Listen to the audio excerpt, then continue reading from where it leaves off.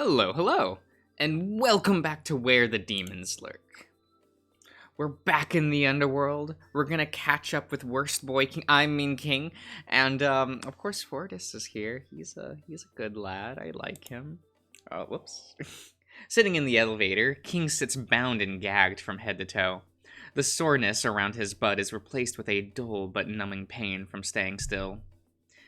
Each time the elevator changes directions, King lurches from side to side. The room itself is seemingly chasing after...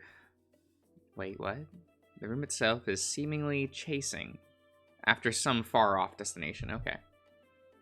King rests his head against the cool metallic wall, too tired to continue his struggle against his bindings.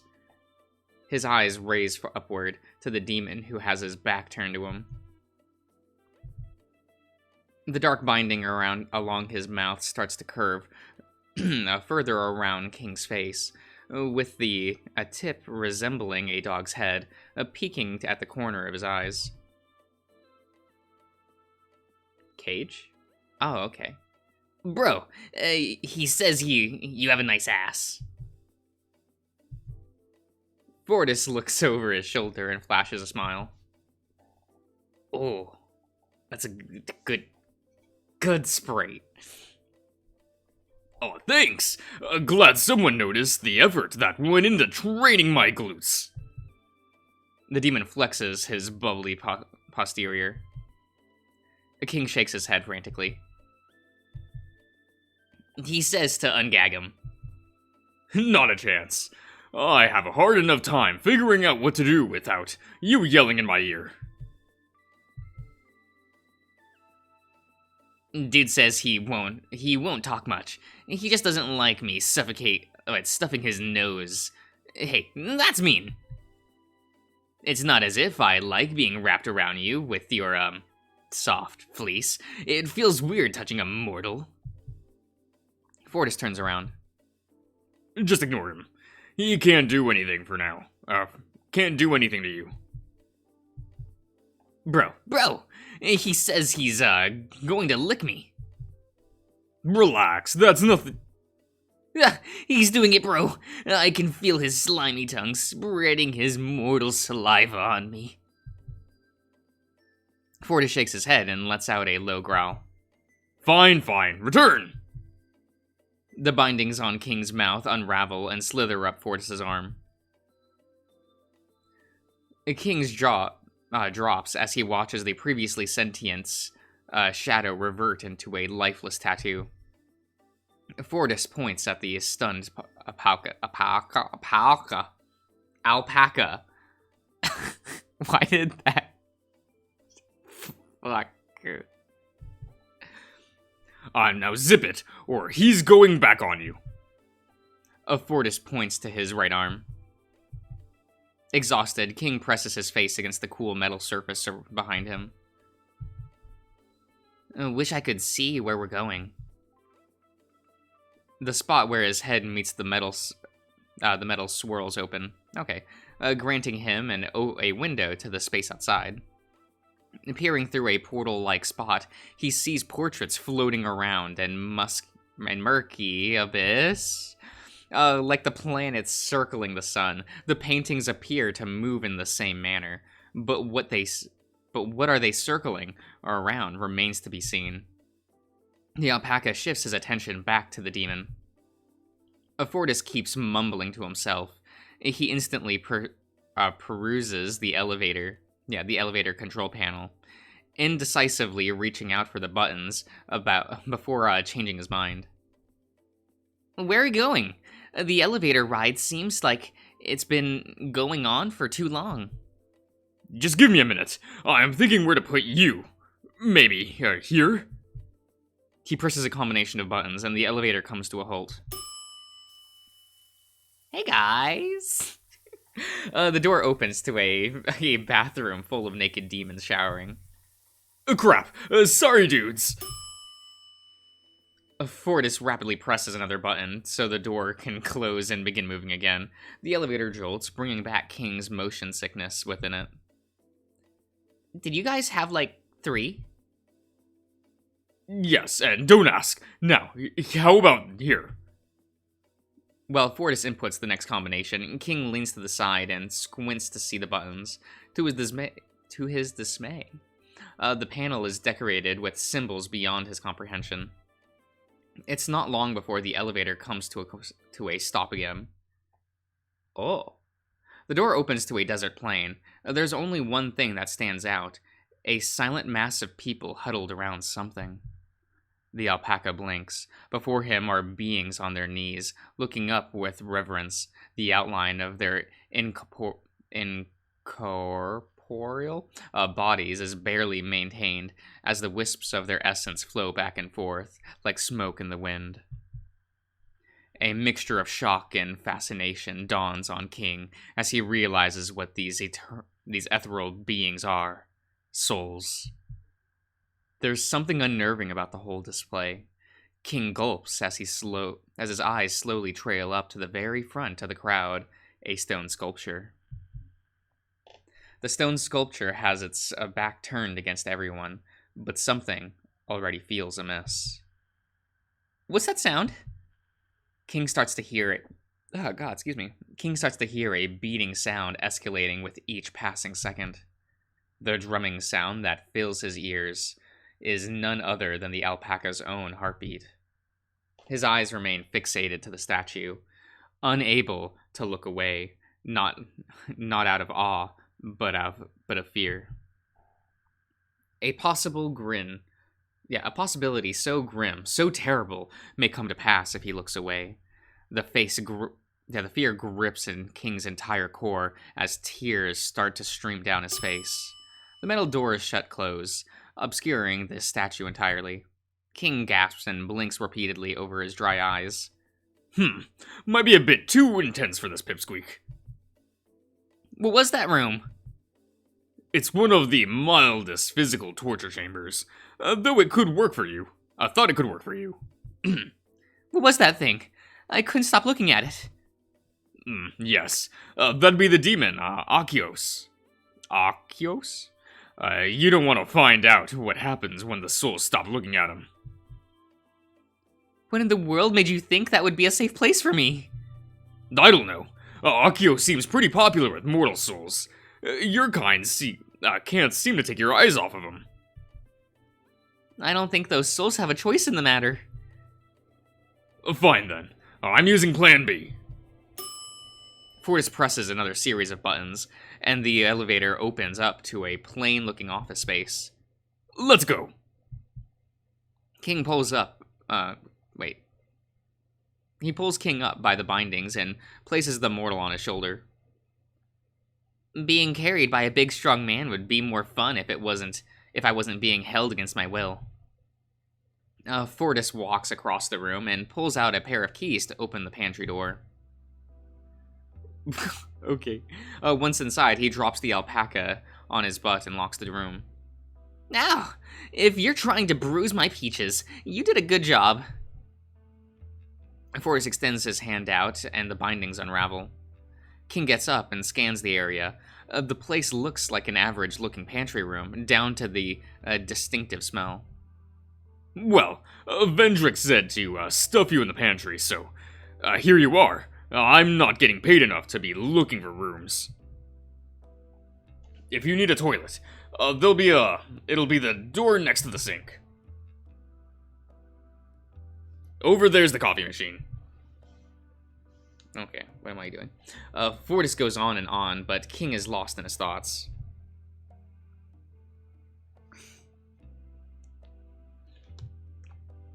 His eyes fall upon the keyring dangling out of the demon's jacket pocket.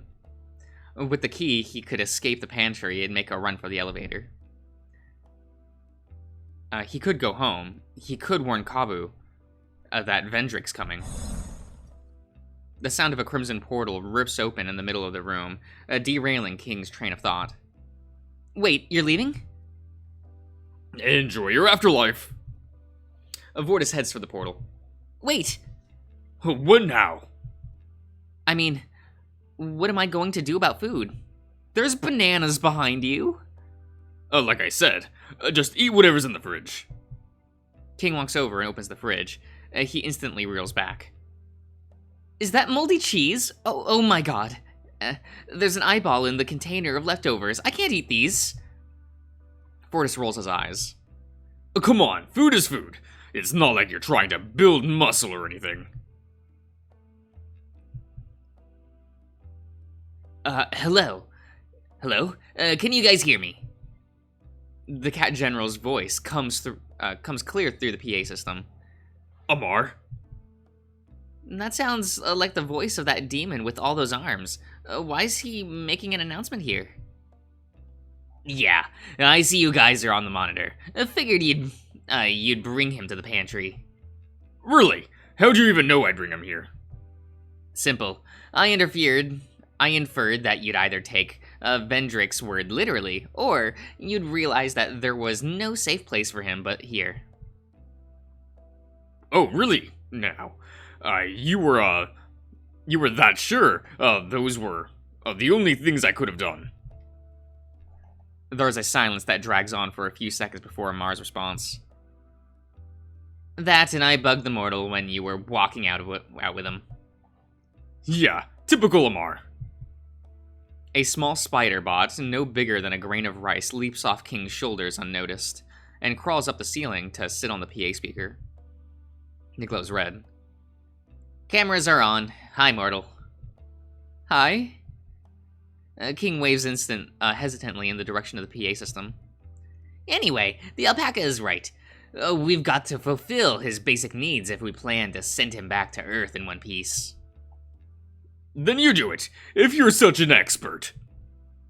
I'm already on it. Akabu previously wanted to acquire mortal snacks without going through the hassle of traveling to the mortal plane. So he requested that I build a processor that could churn out the things he wanted. I just need to make sure it's working right, and check if it still has that bug whereby it explodes whenever it comes in contact with water. Right, and that means I need entertainment too. You're a prisoner. What do you need entertainment for? Well, the alpaca puffs his chest and tries to look intimidating. He steps closer to the larger demon and pokes him in the chest. Well, wow, this is solid. King retracts his hand and tries to start over. Well, I'll go crazy if I just remain stuck in this room with nothing to do. At least get me something to read. Fortis huffs and growls. Fine, then read this. He grabs a nearby jar of coffee powder and shoves it forward. The alpaca's snoot. That is what that word is. King slaps Fortis' hand away. Hello, honey. Reading the label off of a jar of coffee powder isn't stimulating. But, what was I expecting? You meatheads down here are the same as the ones on Earth. You're all only about the gains.